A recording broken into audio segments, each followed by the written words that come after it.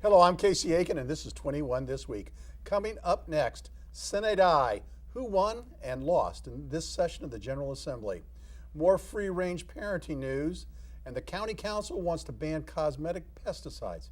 What is a cosmetic pesticide?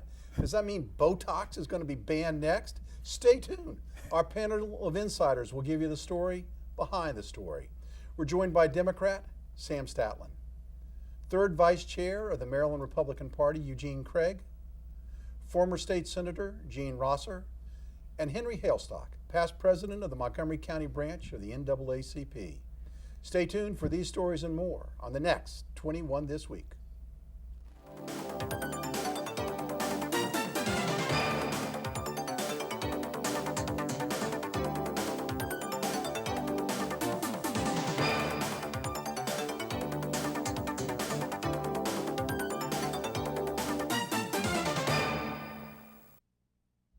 The local case involving Silver Spring parents Danielle and Alexander Miedev and their two children, ages 10 and 6, garnered national attention in January and once again became a cause when the two children were discovered playing in a playground all by themselves.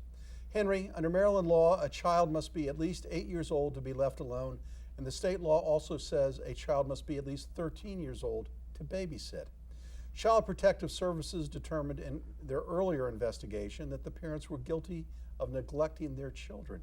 So is it possible that the state will take the children away from the Mietevs for allowing them to play unsupervised? Well, you know, it's really phenomenal to understand this free range. I don't know, I guess I was a free range child because after my parents taught me how to go to Walker Jones High School, which was like 5 blocks away. I went by myself starting in the first grade.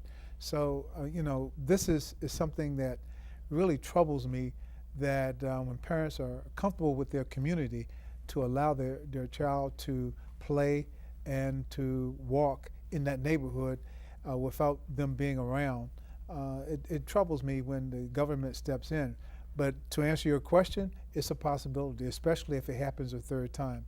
But I'm glad they thought about suing so that they can get this really taken care of. The one thing that they said is that they were comfortable in their community with their children going less than a mile away. At first they were talking about a mile. It's less than a mile. Let's get Gene's reaction to this. Gene, Child Protective Services is a specialized social service agency for children believed to be neglected or abused, and they have a wide range of programs and a wide range of powers. Is it possible that Child Protective Services could remove the children from the care of their parents? Well, first it was, quote, unsubstantiated, unquote, neglect, I believe.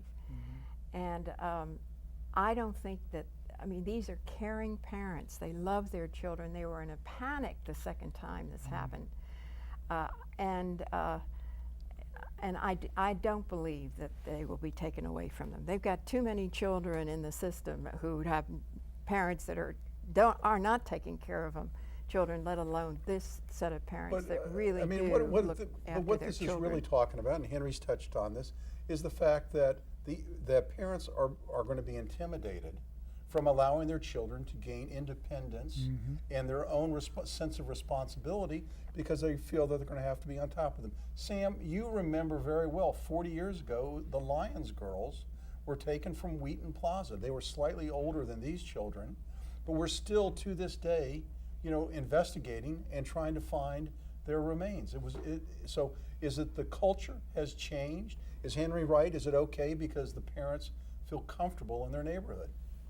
I had lunch yesterday with a group of political activists in Silver Spring at Four Corners, not far from where this occurred. And my office is at 16th or at Colesville Road and Spring Street, right around the parks they were playing in.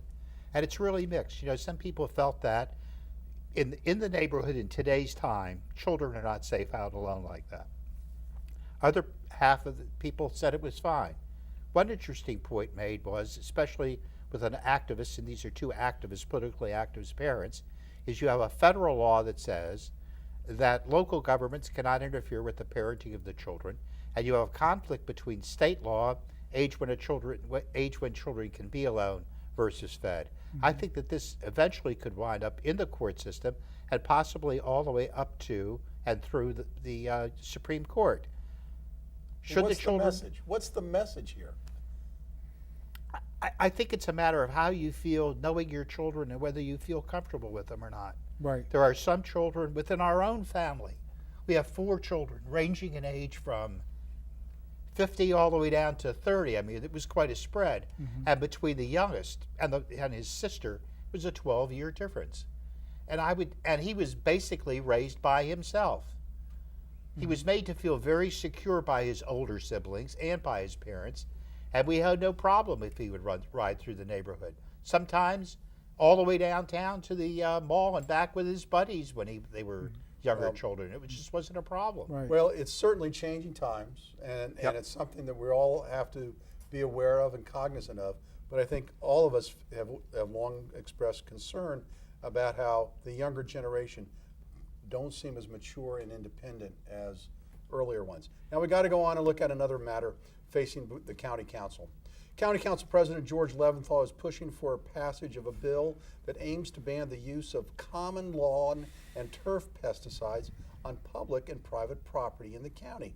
Now, for homeowners associations and lawn enthusiasts, Leventhal's pesticide bill is one more nanny state incursion. Eugene, critics point out that the safety of particular pesticides and their application is already comprehensively regulated at the federal and state levels, and this measure would put county lawmakers in a position of second-guess safety determination made by other, perhaps even more scientific experts at other levels of government. What do you think? Well, for starters, most of these pesticides go through tons of trials, tons of testing at the federal and state level. And I mean, they're put through almost every type of test you possibly could think of, health enforcement, especially health, safety, environmental. And I think, once they hit market, I think there's a very, very strong level of confidence placed in our federal and state regulatory system that these pesticides are safe. And I think we shouldn't be second guessing them. All right, Gene, the head of Montgomery County Parks and Recreation, Mike Riley, is asking the county to exempt nearly 300 county-run athletic fields from the ban.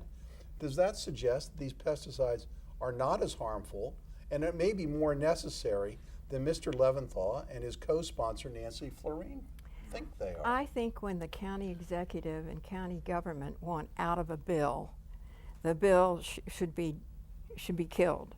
The county should be leading the charge. If this is such an important health issue, the county should be at the forefront of this. They're backing off, and I think that speaks for itself as to the value of this bill, Rightfully so. which has no value. Well, when you look at it from this standpoint. If a recreational department is saying, make us exempt because our athletics field has to be maintained so that the young athletes, will be safe in falling and cushioning themselves, that says something. Because how many times are you going to have a large group of people on your lawn rolling around in it and everything else using pesticides? It's the same thing. I think it's a false bill. I think that the federal and state governments are doing their jobs in making sure that we're safe.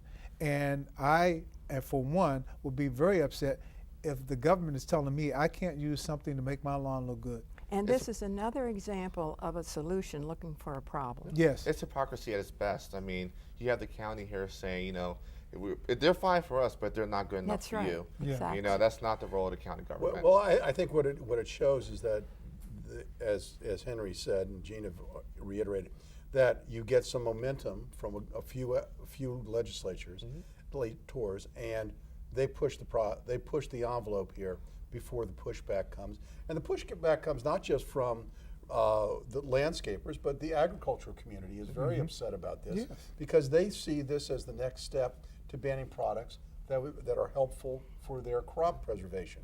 So this isn't just a single size And I'm sure fits the all. private citizens aren't happy with it either. As you all know, in Canada, this legislation was passed. Of the 3 most serious chemicals, 2,4-D was banned. Diazinon was banned. Diazonon's been banned here a long time ago, yes. And the other one is polyphenylsulfate cyanide. I can't even Say pronounce that it. 5 times. I can't even pronounce it. What that really means is what that really means is that Weed Be Gone, which is a spray used universally as a preventative, what you spray at this time of the Roundup, year Weed Be to Gone. kill all the weeds popping up in your garden. Well, not you, and in your lawn. Well, in your lawn, won't be able to use that. And secondly, you won't be able to use a product like Roundup. Now, Roundup is kind of interesting because that's what a lot of municipalities use along fences and along roadways and highways and ditches to prevent weeds coming in and blocking waterways. So, and it doesn't travel. What does that mean? It means if you spray it on a plant, it doesn't migrate through the soil. Right. So here you have two products that are universally used that, as far as I know, have caused no one any harm. Why is government getting involved in this? I don't get it. I'll give you an interesting perspective. I took my own poll of landscapers and asked their opinion on this. One said the rules and regulations of applying pesticides are so complex and the licensing is so tough that they're out of the business. They hire a third party to do it whenever they need it. And the other person is licensed to apply pesticides. He said you wouldn't believe the regulatory testing that they have to go through just in the knowledge of how much they can use and when they can use it. Exactly. So I think for once we may all be in agreement that this is the This should legislation go nowhere. that is in search of a problem. Yeah. When we come back from this short break, who are the big winners and losers in Annapolis? These guys are going to tell you. Stay tuned.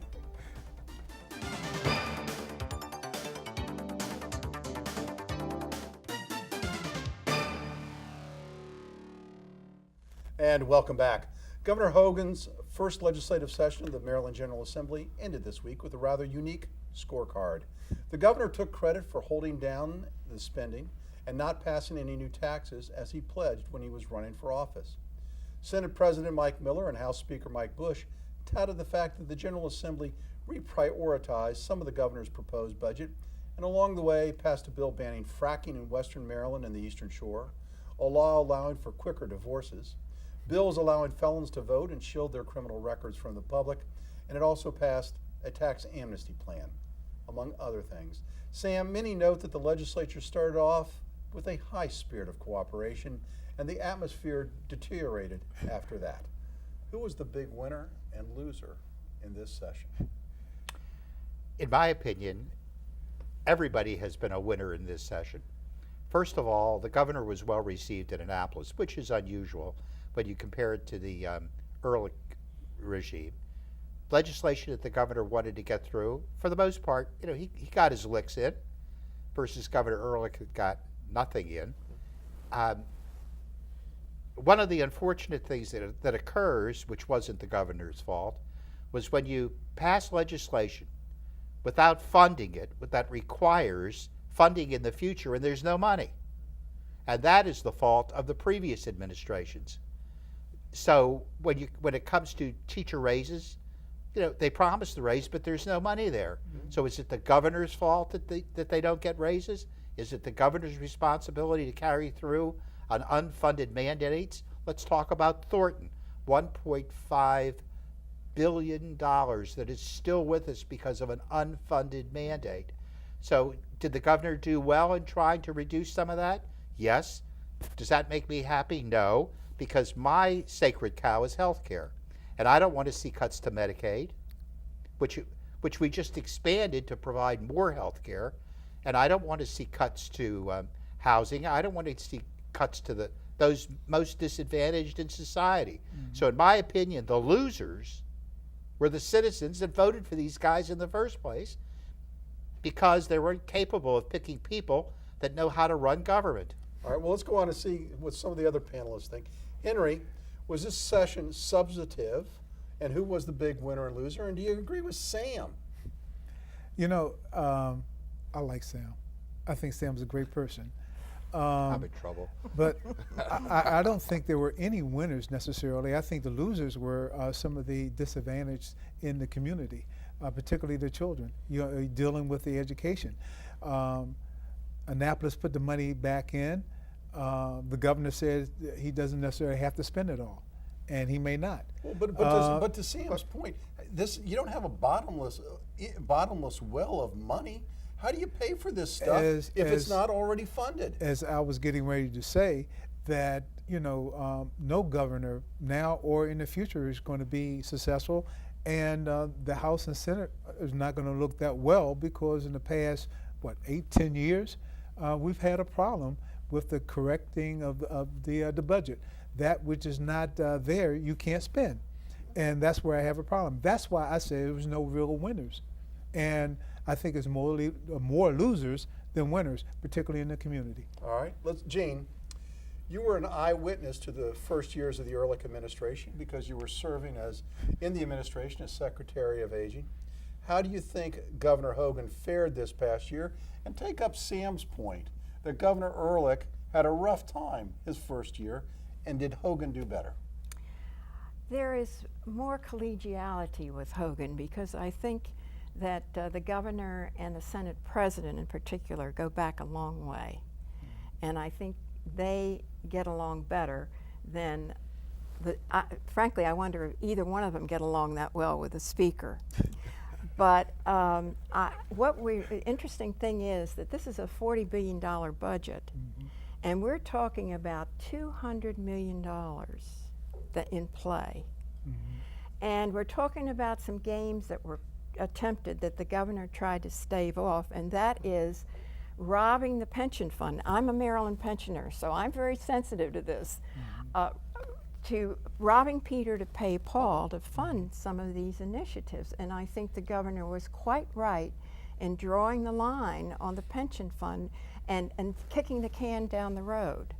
And but as I say, by and large, I think both, I don't think the legislature nor the governor were hurting on this one. I think both of them gained And we something. still have to worry about funding for the red line and the purple line. We've got $900 million in Fed funding out there that can be used for public transportation, and we still don't have a decision. Luckily, from what I've heard within the past couple of days, at least it's not going to go to August, and he's going to make a decision now within the next 4 weeks. But I think that all of the jurisdictions involved with the red and purple line, including the federal delegation, business community, have said to the governor, you're representing business, this is what makes our economy grow.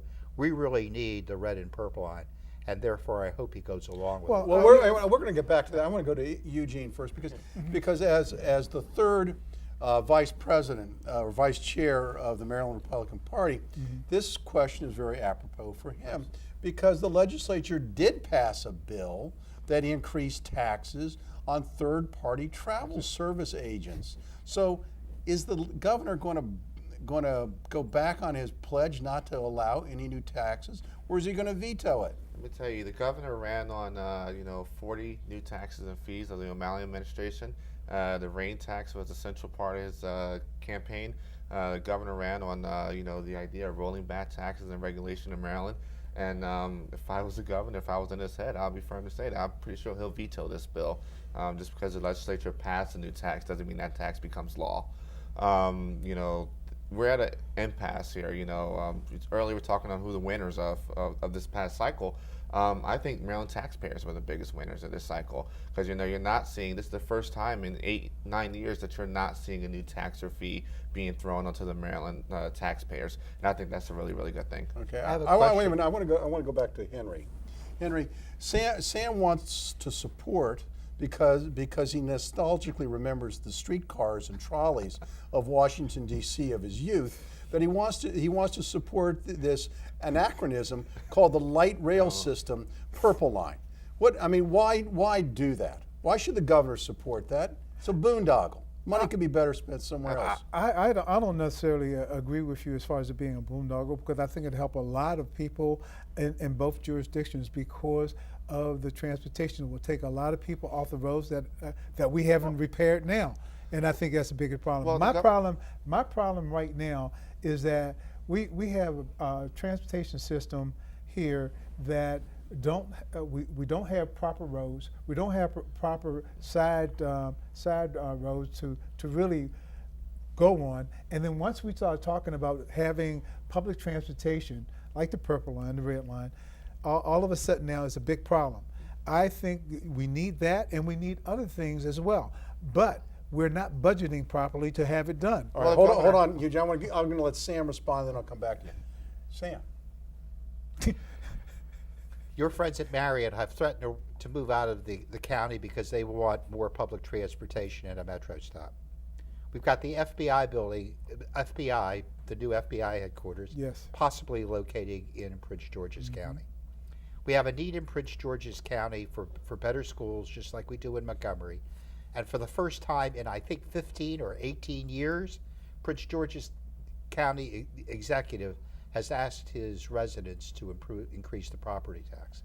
I think all this fits together, and the purple line is the aorta of So I'm wrong. Yeah, you're So right. there's just Actually, one. wait, We only have 30 seconds left. Eugene, real All right, fast. make it real quick. First, the governor has made roads priority, which the majority of Marylanders is the primary way of travel. Second thing, I think when it comes to purple and red line, I think we need to look at the actual costs attached to it, where the money is going to come from. What happens if purple line revenues All right.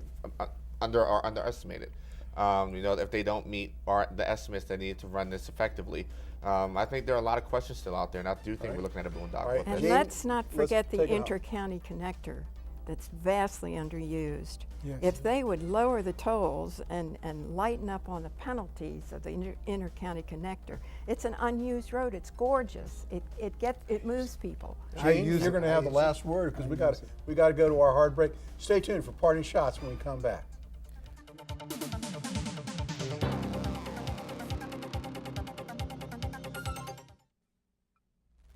And welcome back. Now with parting shots, Sam Statland. I'm going to give a really, really big hats off and thumbs up to Roesser Baker and Ike Leggett for endorsing Chris Van Hollen in the Senate race. It was remarkable to me, and I think a point in our history where we've reached our time, is that both of them said their requirement for a candidate who to support was the best person for the job. I hope all of us, when voting for candidates, look at the best person for the job. Great job, Rasheen. Great job, Ike. Thank you, Sam. Eugene, Eugene, Well- your first parting shot. Yes, I'd like to give a big shout out and shot to Governor Hogan on a very, very, very good first successful General Assembly as governor. He stuck to his guns. He stood up for the taxpayers. He stood up for the Maryland economy, and I'm looking forward to the next coming years and what we're going to achieve here in Maryland. And I would say thank you to you, Casey, for inviting me on. Thank you, Eugene. Gene Roesser, your parting shot. Casey, you just reminded me of something that I should have mentioned about Governor Ehrlich. His two top priorities were the inter-county connector building that, and gambling in Maryland. Those were two of his top priorities, which the legislature, the Democratic-controlled legislature, turned their back on. Guess what? When Governor Malley came in, inter-county connector. But just remember, it was Governor Ehrlich's big push.